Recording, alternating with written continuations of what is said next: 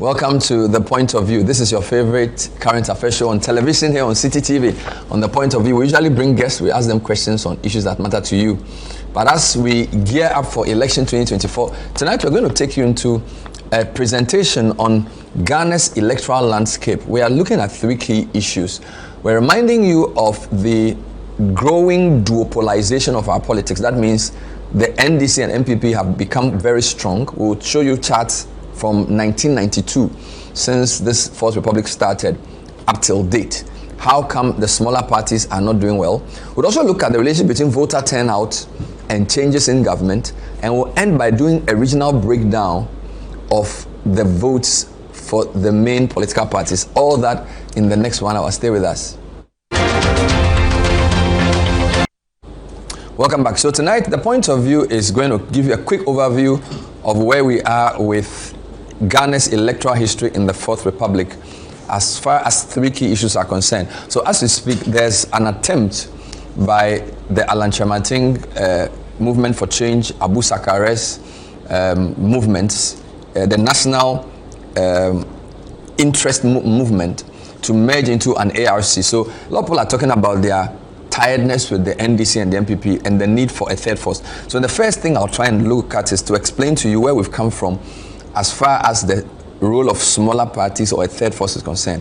Later on, we'll look at voter turnout and the correlation between voter turnout and changes in electoral fortunes. And we'll end by giving a regional breakdown, which regions are critical for this coming election, using our electoral history from 92. Now, a lot of people feel 1992 is not a good year to use because this was the first election in, I don't know, decades, right? Rawlings had come in 79, come back in 81, 10 years. So 92, they didn't have transparent ballot boxes. We had opaque ballot boxes, wooden ballot boxes. The voter ID card didn't have your picture on it. So it was a very analog manual process.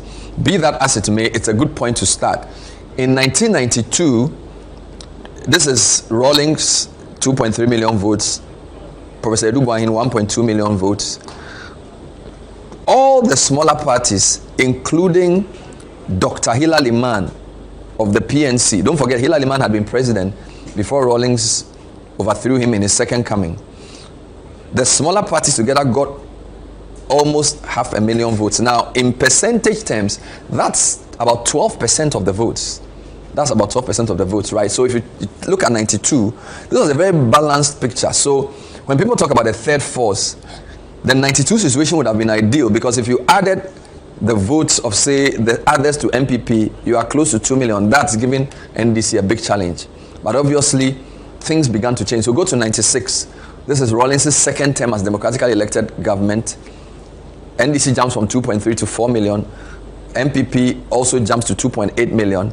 Who loses? From 450,000, these guys come down. So from about 88% collectively, these guys are over 90%. And these guys are now dwindling to about 6%. So this is 1996. Rawlings Kufuor won Edward Mohammed's first entry. Now the election that changed government for the first time, this is the 2000 election, which needed 2 rounds. This is now Professor Ivan Satamil's vice president running as president. So very similar to the Baumia situation now. Sitting vice president now running for president, and then you have Rawlings is ineligible, so Akufo-Addo is ineligible. People are clamoring for change. What kind of change did we get in 2000? Show us. Right? So MPP now, for the first time, let's take it individually. Good. MPP gets 3,048,000. What did NDC get? 2.8 million. So around 200,000 more than NDC. This is Kufuor first round. Again, it wasn't enough to give him a 50%. Don't forget, in Ghana's electoral system, you need to get more than 50% of the vote, of total valid votes cast. This is very important. Now look at that. So you have people like Dr. Reku Brobre Guzitano. Guzitano had formed was leader of the Reform Party. Reku Brobre UGM from the MPP, Guzitano from the NDC. These guys were pretty strong, 500,000. So they were back at 92 levels, 400,000. Now go back to the 3. If you added this to either, so the kingmaker theory says, if these guys supported change, NDC was going to lose. And if these guys supported NDC, MPP's bid to overturn, because whatever you add to this, either of this is going to go over. So a lot of people think that this is the ideal scenario for a small party, for the third parties. So that basically they are the kingmakers. But our constitution doesn't really do coalition government. So what we have in our constitution is first past the post, winner takes all. So once you win, or 50% plus one as they call it, you form a government on your own. So this is Ivan Sata Mills, J. Ekufuor, and then all the others in the year 2000, Edward Mahama, and all the other bits of it. See what happens in the second round. There's going to be a bigger gap between NDC and MPP. Look at that. Because the 400,000 guys are not eligible. Only 2 guys are going. NDC comes down from 2.8 to 2.6. So you see, when there's a runoff, the choices are stacker. Look at MPP. They move up from a bit over 3 million. Look at that. They had 3 million and they go to 3.5. So you can say that if you add this 400,000 to MPP's, go back to MPP for this 2000 first round. Go back to the first round. 3 million. If you add 3 million to this is essentially 3.5 million. Now go to the runoff. 3.5 million. So literally, NDC people decided to stay home. They didn't see a path to victory. Everybody here went here. This is why you moved from 3 million to 3.5. And you came down from 2.8. So basically, the third force theory and the smaller parties theory. People wonder why, for example, now PNC is fighting. We have, APC left PNC. So we have, Ayariga has formed his own party now. Janet Nabla and her team have also left. CPP has had various iterations because this is up for grabs. This is not insignificant. So our first democratic change of government across parties, you can see the role of the others in basically pushing Kufuor to almost 54% and Mills losing. Now let's go to Kufuor's first election as a president. This is a referendum on Kufuor. That's pretty good. Come back and let me just show something. So in the second round, in the first round, almost 700,000 gap. All right. Go to 2004. So 4.6, 3.8. He said he maintains that. So Mills' second attempt to topple Kufuor, or first attempt to topple Kufuor as president, doesn't yield much. All right. And the others have reduced from 400,000 back to 250,000. So you see, these become significant. And I'll tell you a few things. Before 92, we had 10 years of military rule. The small parties had 400,000. Then you had Rawlings 1. After 8 years, the smaller parties emerge again, 400,000. But this is an incumbent government that is basically having a referendum on it, right? So there you have the smaller parties reduced. But 2008 is an interesting point because this is MPP's Kufuor leaving. Akufo-Addo, he's not a running mate, he's not a vice president. Akufo-Addo's first attempt at the presidency. Look at what he gets. He actually gets lower. Go back to 2000 and go back to MPP. 4.6 million. Look, come to Akufo-Addo for this is Akufo-Addo's first attempt. He loses 400,000 votes. Give me Mills in 2004. Mills in 2004. 3.8 million. Go to his next attempt. He gets 4 million. So Mills gets over 200,000 votes. What's happening to the smaller parties? They are pretty steady, right? 250, 252. So you can say there's a reduction of MPP. And I'll explain this using the turnout, because there's a correlation between turnout and whether governments change or not. But this is Akufo-Addo's first attempt. In the first round, by the way, MPP leads NDC. Show me MPP again. 4.2. NDC, 4. So less than 200,000 votes. So again, these 200,000 folks, who do they support in the second round? So this is the point. If the smaller parties are good enough, if there's a close race, they can be kingmakers. So this is a tight race. Akufo-Addo gets almost 50%. But go to the second round, see what happens. Boom. Mills nails it, 4.5. and Akufo-Addo gets what? 4.4. Very tight. But you can say that these guys, so this is the argument. Once you have an 8-year cycle, people want change. So all those smaller forces coalesce, and in the case of a runoff, they would definitely go for the opposition. So from what we're seeing, Alan Chemating, Abu Sakara, all these other forces, even Cheddar, the basis of this analysis is, if there's a runoff, the smaller parties become kingmakers. And the smaller parties represent people who don't want the government anyway.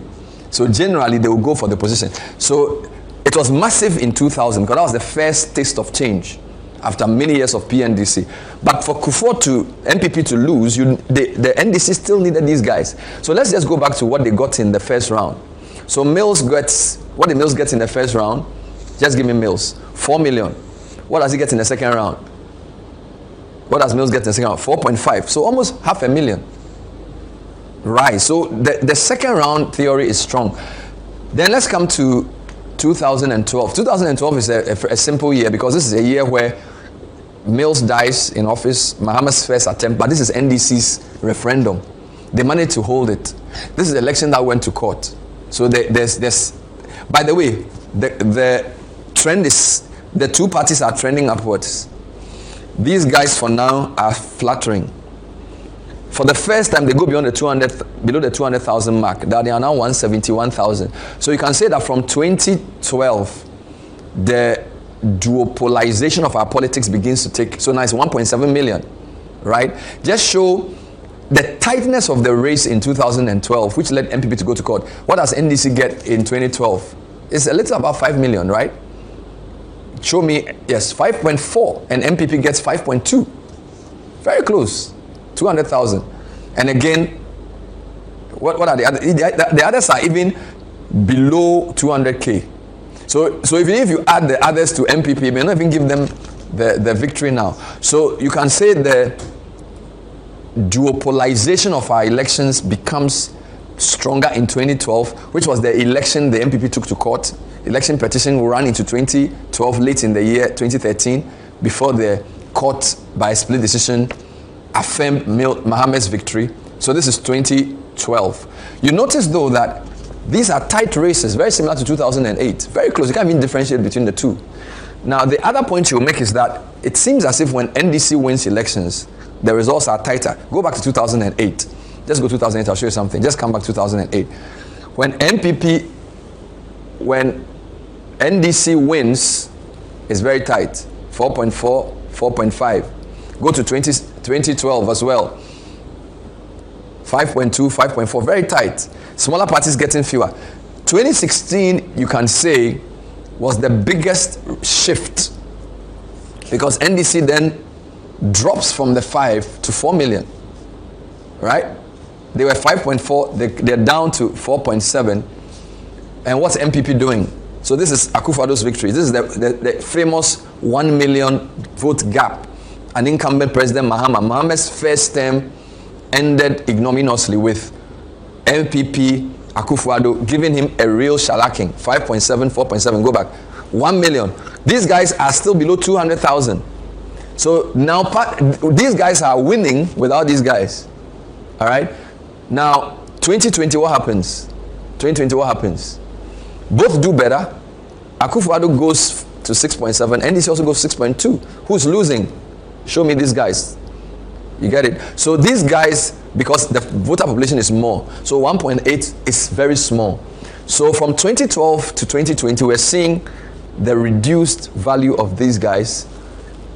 But this was a tighter election, 500,000 for a population. So this is the tightest MPP has won. They typically win more comfortably, right? If you go to, for example, 2004 when Kufuor won, or 2000 second round, MPP had won comfortably. So this was a tight race already. In fact, if you look at the parliamentary shift, I'll show you that when I come back. The parliamentary shift for NDC was plus 31.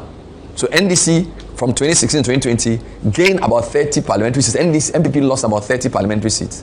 So that should tell you that the mood of the nation was for some kind of change, but it hadn't come to a full head yet. But look at these guys. Essentially, now these two guys have 99%. If you use just valid votes, 98.5% of the votes. These guys are basically 1%. if you did it over total votes cast, this is below 1%. So from 12% here, they are now 1%. So this is the problem that we are facing with these two political parties. Let me do a side issue. Let me just show you turnout. There's a very interesting correlation we've seen between voter turnout and whether there's going to be a change in government or not. So let's move up. I'll just show you this. All of this is, by the way, work we did for the 2020 election. Come to the year 2000. So now, my theory is that for an opposition party to win, there has to be a low turnout. It's a very funny theory, but it seems to be. So this is the year 2000. We had close to 20 million voters, 20 million population, 10 million voters. 50% of the population is voting. Voter turnout is 61%. This is low if you compare it to 96 and 92. All right. Now, this is where Kufuor won his first victory as a politician at the national level. Voter turnout is low, 61%, right? And this is an election that takes away a ruling government. Rawlings, of course, was no longer eligible. Mills is the candidate, but he's lost, all right?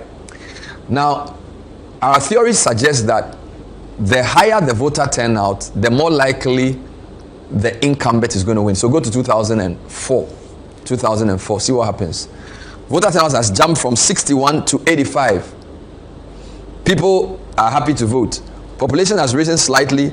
Voter population hasn't risen that much. Kufuor wins comfortably. Now, based on our theory, 2008, there's going to be a change in government. This 85 number is going to come down. True or false? It's back to 70.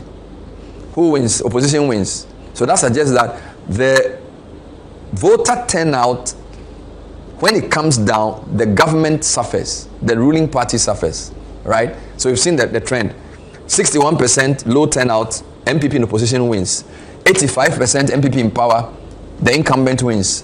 2008, turnout comes down to 70%, the incumbent loses, opposition wins. Now, if our theory is correct, in 2012, NDC is going to raise the turnout almost 80%.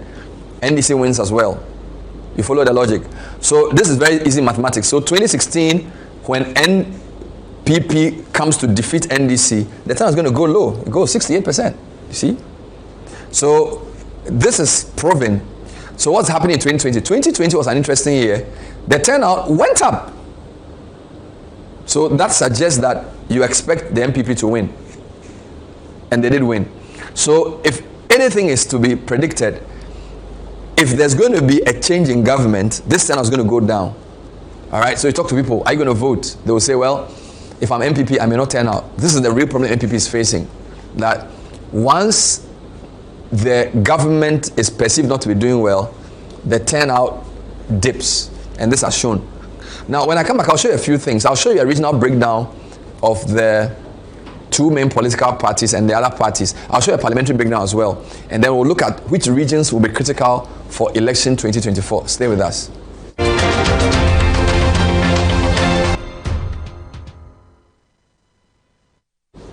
Welcome back. So the point of view tonight is giving you a quick overview of Ghana's electoral landscape since 92, the Fourth Republic. We've established two key points.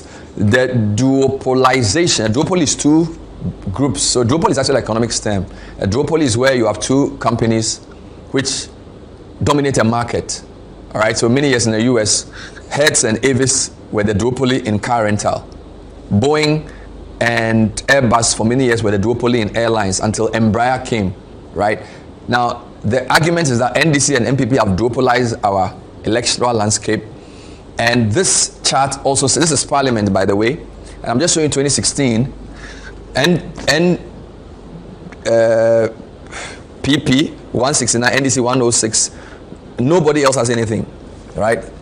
And now 2020, 137, 137. One independent candidate, the Formina guy, who essentially was MPP.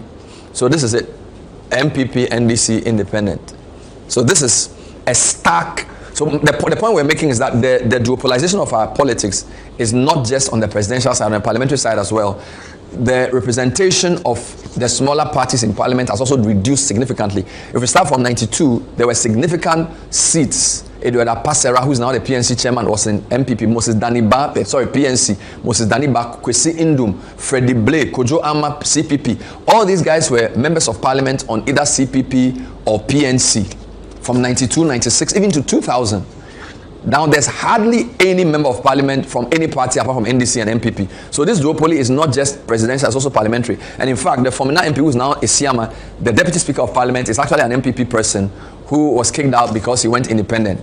So the point is that this duopolization is both presidential and parliamentary. Now let's come to regional breakdown. The other main issue this election is which regions are up for grabs. I don't have time to take you through the whole history, but Ghana has 16 regions now, and for electoral analysis, this is very good for a clearer picture, because in the past, we said the Western region was a swing region, but following the breakdown or the division of the region into two, we are seeing clearly that actually the southern parts of the old Western region is more MPP and the northern part is more NDC. So had this not been broken down, we would have had this as a swing region. So technically, the swing regions in Ghana are now central, Greater Accra. Again, in the past, Bonga Ahafo was a swing region because Bono East, Ahafo, and Bono were together.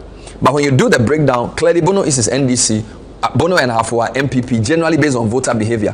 So Greater Accra and Central are key swing regions. Very important. Now, the difference between 2016 and 2020 is just one region.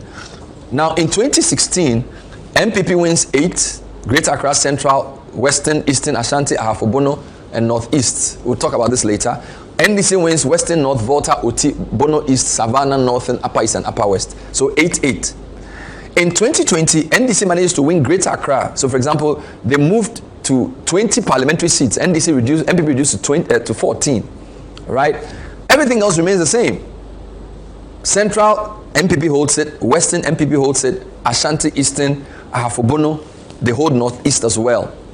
So the election that is coming, it's clear that parties typically do well in their home region. So you expect Eastern, Ashanti. Don't forget there's a big discussion about Ashanti, and I'll explain why when we go to the charts. Because, for example, Dr. Baumia is from Northeast. This is the first time you're seeing a blue gash up north since 1992. Clearly, it's because the vice president is from there. He's managed to raise a mini stronghold for the MPP. I'll show you this. These two regions together almost won the MPP the election in the 2008 first round. But now the breakdown comes, it's clearer. So this region is the biggest now. So two issues. Greater Accra has more people than Ashanti now. But Greater Accra margins are not as big as Ashanti margins. All right? Even though this region has been split, they still vote the same.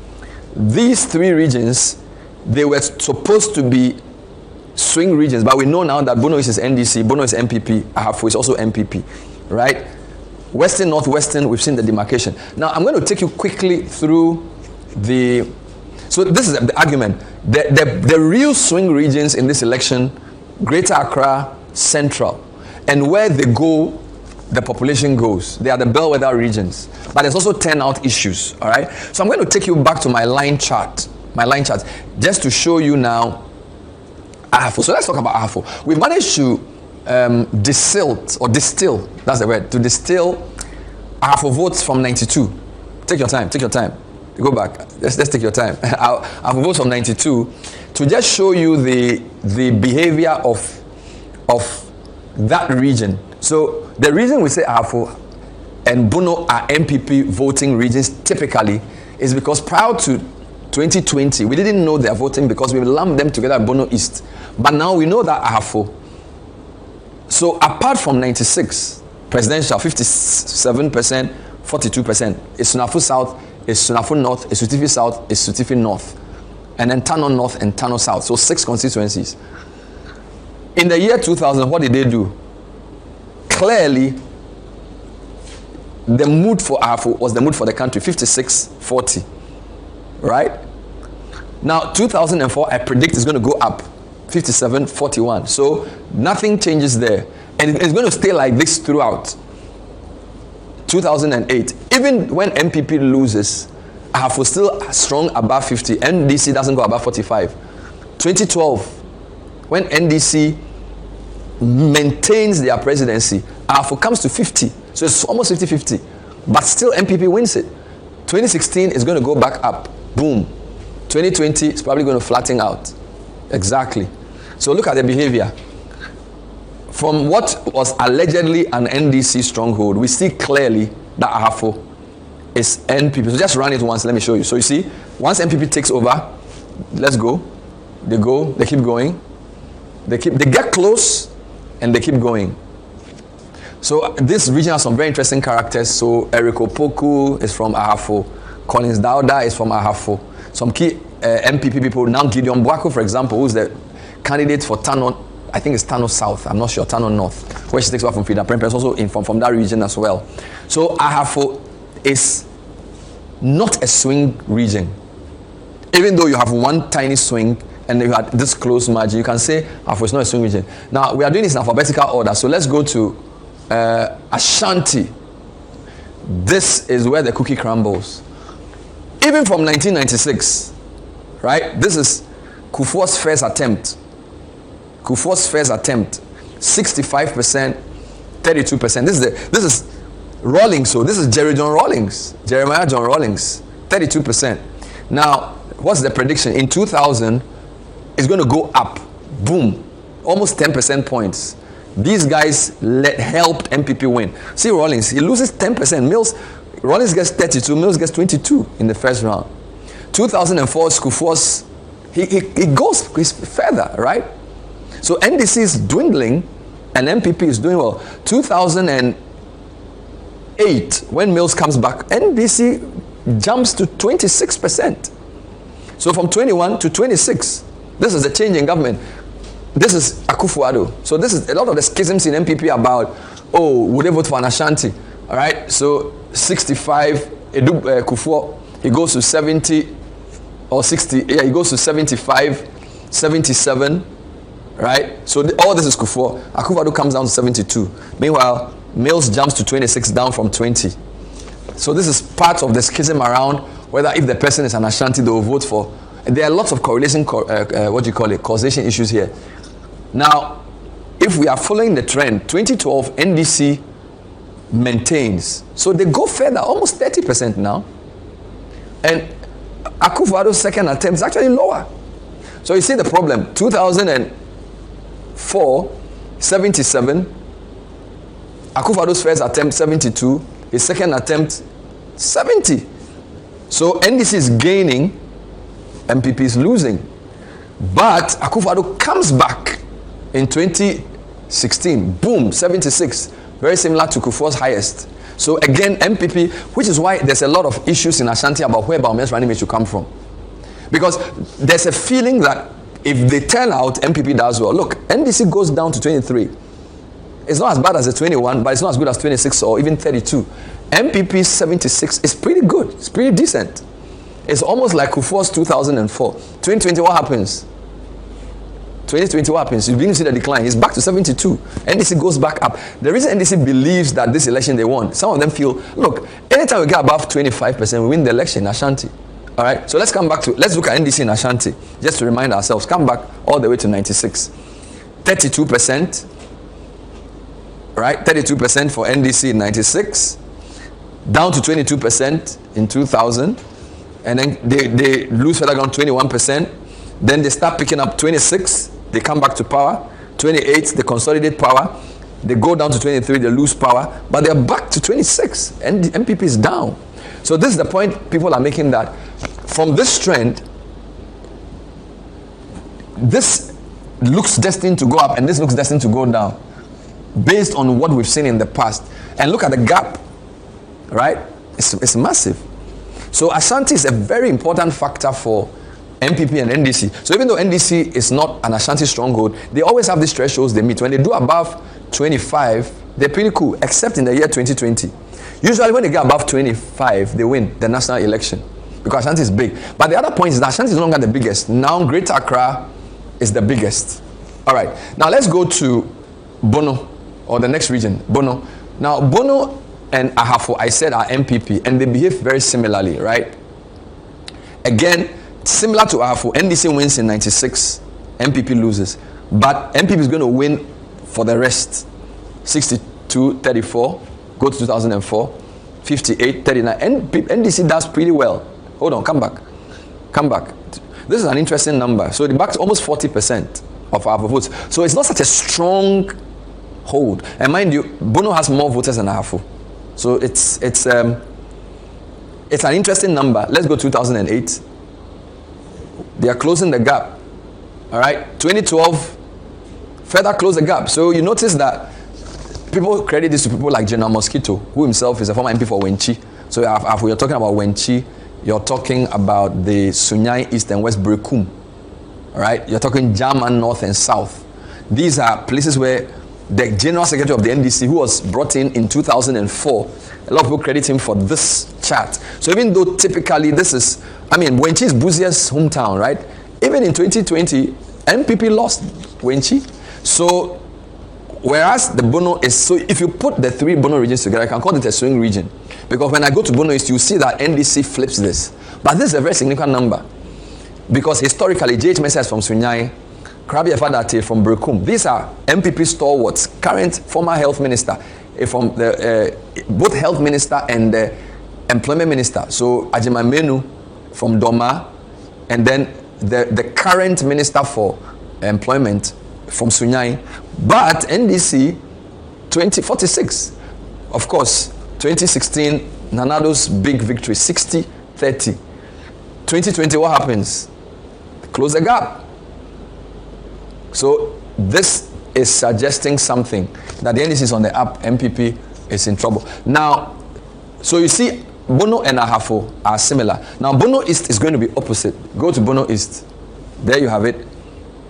So NDC starts a strong 70-28 or 70-30 if you want.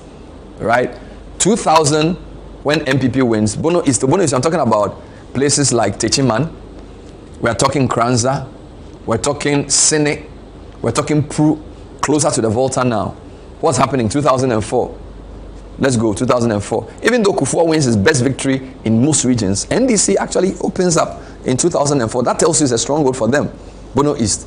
Keep going. So you are going all the way to Nkoranza, and then you are going to Atebubu and Mantin. 2008, they win it comfortably by almost 10% points. 2012, they open up almost 60-40. 2016, MPP closes the gap but cannot win it. 2020 is going to go back up.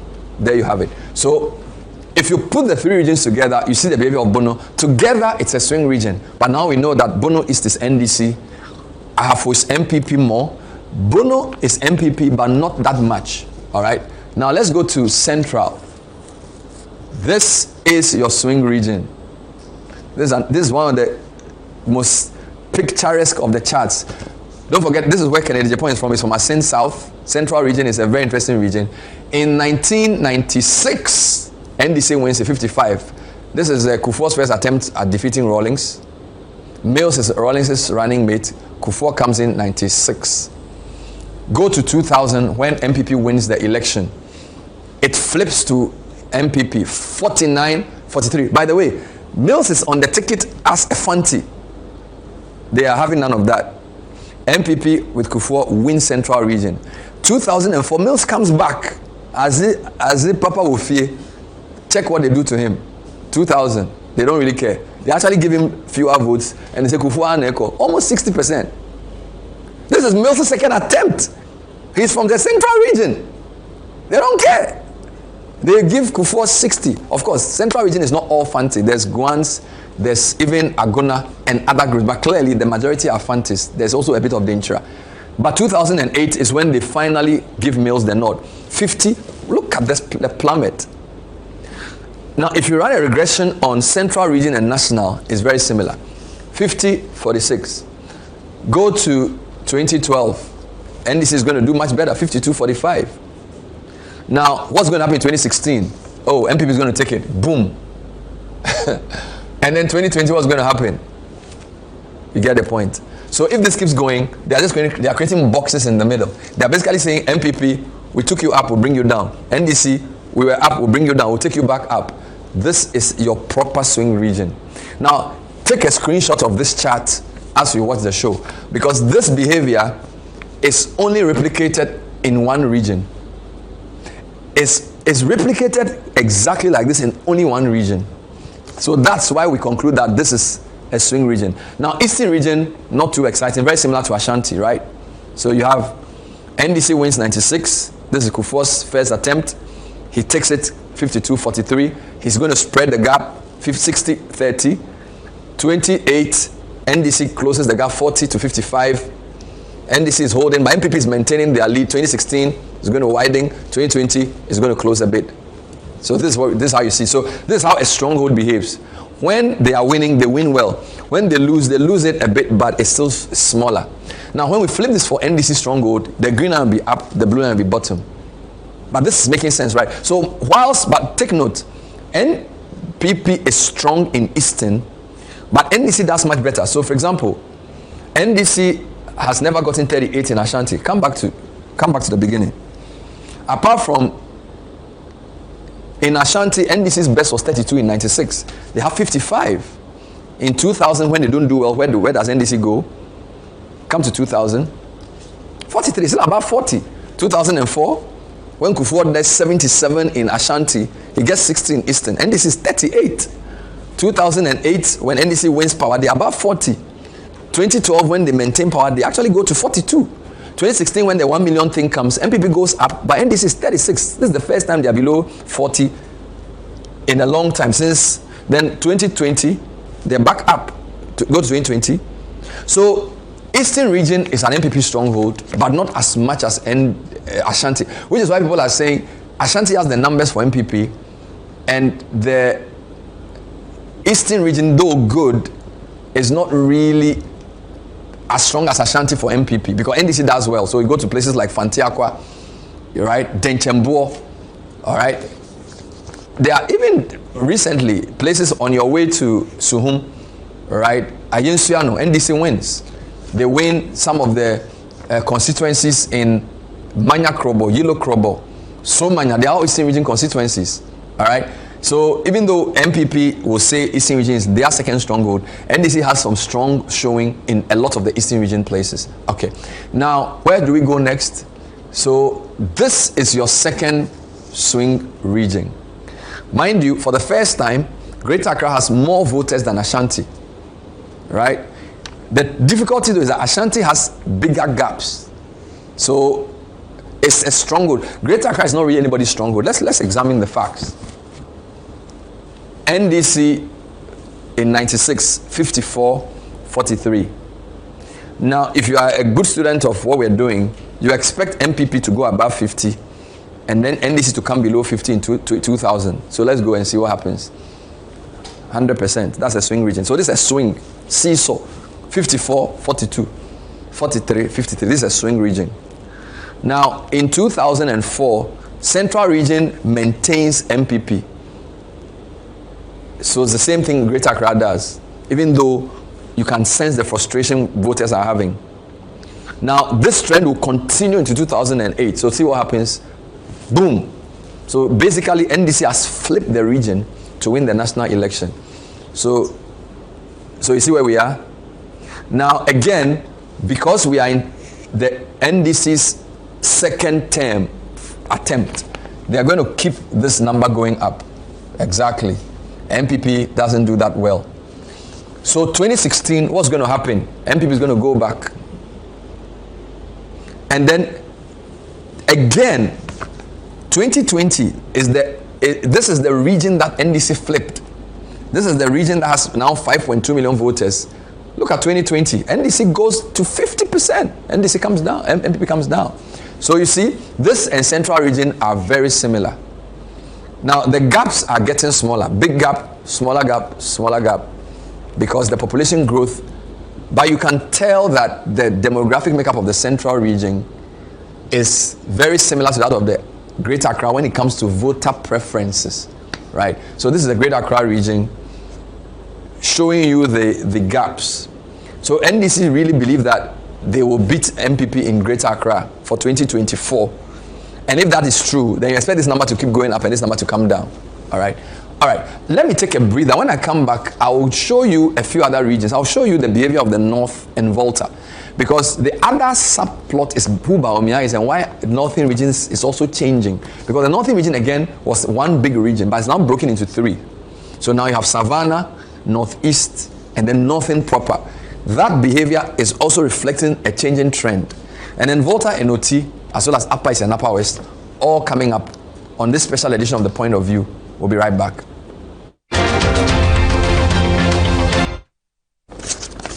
Welcome back. The Point of View tonight, electoral history from 92, diminishing role of smaller parties, the dualization, and the question of whether Alan and all those movements can make a difference. Historically, we've shown voter turnout correlating to electoral government shift changing. And of course, we're showing you the regional breakdown. So we've seen two key swing regions, Central region and Greater Accra are two key swing regions. Bono region in the old was a swing region. And by the way, Western and Western North, you could say together is a swing region. But when you split it, Western North is NDC, Western is MPP. Maybe I'll show you that. But let me just do the Northern region quickly. All right, so this is, the Northern region has the Savannah, Northeast, and the North. But we've broken it into three. So this Northern region, you have the Tamale area, Yendi, and Bimbilla areas, right? So Tolon, Nanton, Sagnarigu, Tamale South, Tamale North, and then you go towards Bimbilla, and then you come down to Unio, and then you deal with constituencies around Yendi. This is, let's do this quickly. 96 is a NDC Wednesday. 2000, NDC is still doing well. 2004. So even though Kufuor had his best year in MPP electoral numbers, look at NDC, 60-30. Don't forget the Dabon crisis. The votes there, very strong NDC. Even with 2008, 54-38. So sometimes the smaller parties tend to do better, 58-38. 2012 is going same line. 2016, so you're seeing that MPP is closing the gap, and then 2020. So you notice that even though this is still a strong NDC, you're seeing, so if the trend continues, it's going to become, it's not as big a stronghold as it was. If the trend continues, they're going to meet at 50. If the trend continues. So some people think that's because Bawumia has been working in the North. So he came into the political scene in 2008. So show me 2008. Show me 2008 for MPP. So that they had 38%. And then go to 2012. 38, 2016. 41, 2020. 45. So MPP is gaining steadily and this is losing steadily. And this is very interesting because this is where the Dagbon areas, the Nanum areas are, right? Now let's go to Northeast. Northeast is basically Yagaba Kubore, and then Wale Wale, and then you had Nalerigu, and then basically places with a dominance of the Mampusi ethnic group where Bawumia is from. In 96, it's a massive NDC, 75-12. 2000, when there was a flip in government, even though NDC drops, MPP doesn't really gain anything. So it's more a drop for smaller parties because PNC is strong and other parties are strong. So for example, Dr. Edward Nasirge Mahama is from Nalerigu, which is Northeast. So even though NDC drops massively, Edward Mahama that benefits, MPP doesn't get anything. So Edward Mahama is the one benefiting from this. So if I had PNC, I would have shown the 500,000 votes you're seeing, or those 200,000 votes are Edward Mahama votes, all right? 2004, when Kufuor closes the gap, then he begins to inch up. NDC is pretty steady. So the smaller parties are losing to MPP. NDC is not doing, it's basically the same. Now, 2008, when NDC wins power, what happens? They go back up. But MPP doesn't fall that much. So this is Bawumia's first attempt, 35%, as a running mate to Akufo-Addo. And NDC has 53%. They've done better, but MPP is not doing worse. Now, based on my prediction, they will keep going up. So 2012, they're closing the gap, 44, 52. So what Northeast is in 2012 is what Northing is in 2020. You get a point. So the Northing I just showed you, where in 2020 you had MPP, NDC around 53, NPP around 44. So North in 2020 is Northeast 12 years ago. So Northeast basically said, MPP, we like Bawumia, we're going for you. What's going to happen in 2016? It's going to be a dead heat. Boom. They actually overtake NDC, 49. NDC gets 48. And then 2020, they consolidate, 51-46. So this region has flipped to MPP. Again, it's the opening up of the North, the nuance. Because if you just lump the North together, you didn't get the picture. So clearly, if this trend is to continue with the Bawumia now the candidate, you expect this to go up. But again, this is a small region. All right. Now let's see Savannah. Savannah is where Mahama is from. Not Edward, but John Mahama, the NDC candidate. What's Savannah doing? 96, 67, 26. So this is the Gonja areas. So you have Damango, you have Bole, you have what do you call it? John Jidapo's constituency. Mostly what do you call it? Gonja people. 2000, when MPP wins, what happens? 57-31. MPP does better than they do even in the North. All right, then 2004, when MPP consolidates, NDC goes back up by 33. So this is Mills, this is Mills, this is Kufuor, this is Kufuor. Let's see what happens when Mills wins. So 54. So MPP is not losing. They keep going up, almost 40%. So MPP is doing some work in the North. Come to 2012. NDC goes strong up 63, MPP falls for the first time. So whereas in Northeast, they keep going up. In Savannah, of course, because this is Mahama now. So John Mahama comes to 2008. John Mahama moves the number from 56 to what?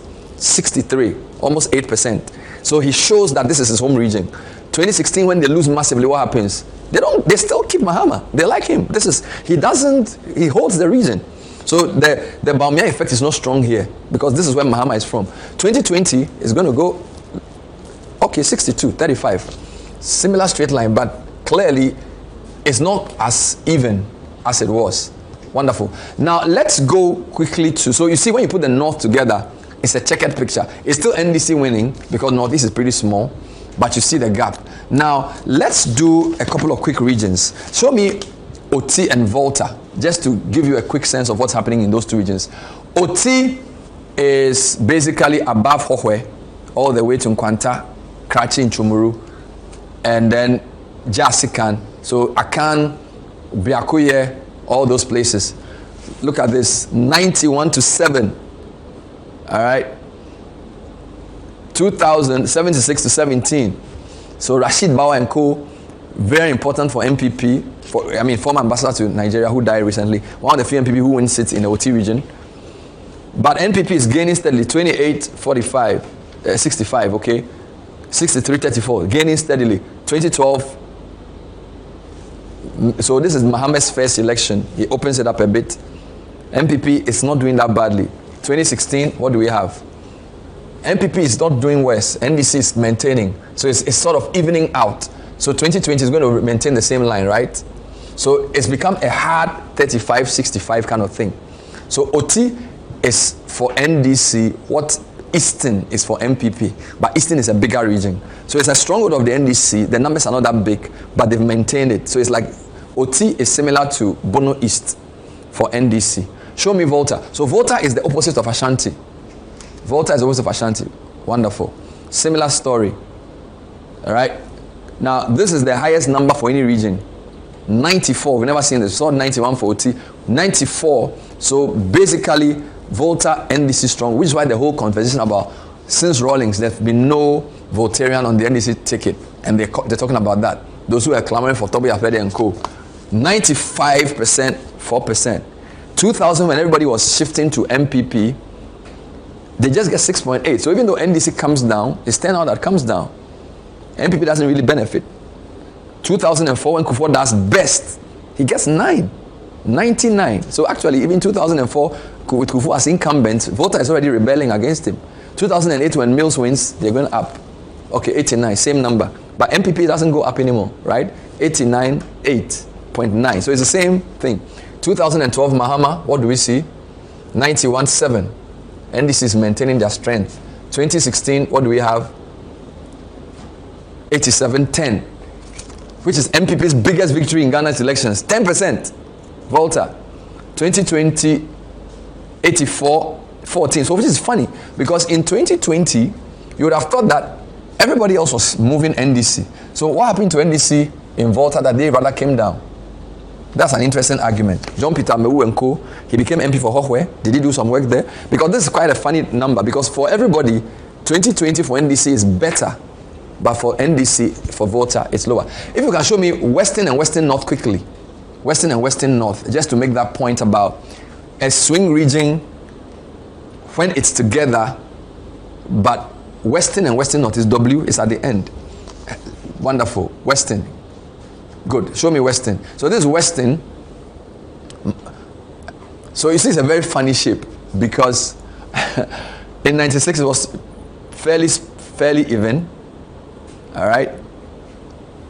49, 48. 2000 when MPP wins, 53. Papa Uso and Koma and Co. 40%, 13% gap.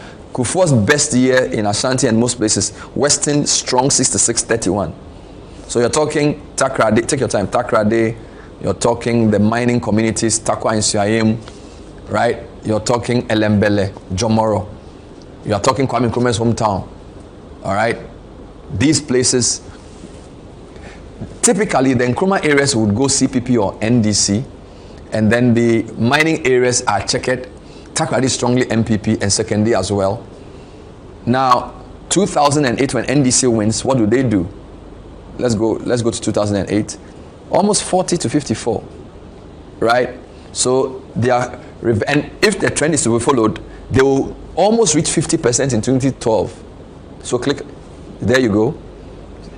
You see, so Western on its own is trying to behave like a swing region, but it's not really, because a swing region would typically then give, the trend will continue, but it's opposite. So MPP is going to go back in 2016. So go to 2016, MPP is going to take it again. So it's a small win for NDC here. And then 2020, what happens? So it is a quasi-swing region, but the gaps are not that big. Why? Because when you add Western North, then you begin to say, so if you add Western North to this will be bigger. And then this will be smaller. All right? So if you go to Western North, it's the opposite. Go to Western North. You see? It's NDC. From a high of almost 80%, they found their level around 65%, but they've maintained that level all the way down to 52%.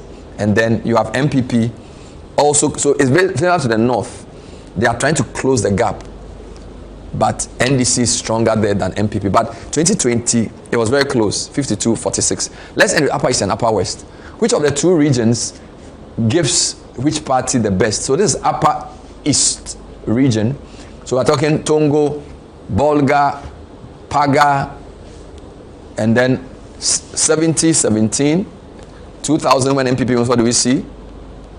50-19. So again, NDC's loss is not come back. NDC's loss is not MPP's gain that much. Again, stronger parties, PNC in the north. 2004, Kufuor's best year. MPP gets 31. NDC keeps climbing. 2008, 56-35. MPP is doing well, but NDC is still strong. 2012, wow, Mahama's effect, 66. MPP is down. 2016, MPP's best year.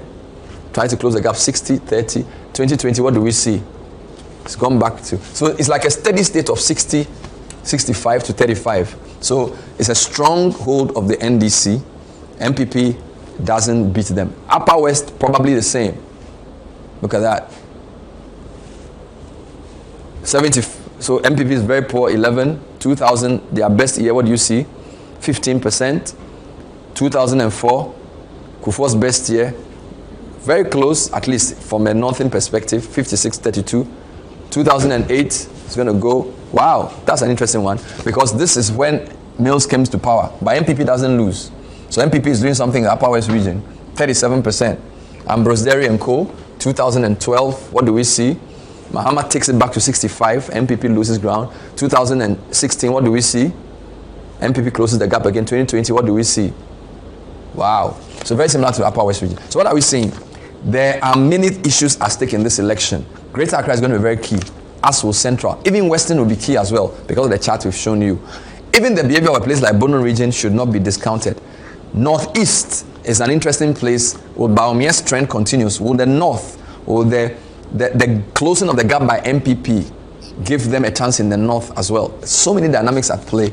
We are not very sure. But at least it's giving you a good overview of where we've come from 1992 on the three issues. Clearly, the smaller parties have a lot of work to do because MPP and NDC are almost 100% of the vote. So whether it's Cheddar or Alan or Abu Sakara or whoever, they have a lot of work to do to change that narrative. And then, of course, the two leading parties as well. There are local nuances they have to consider.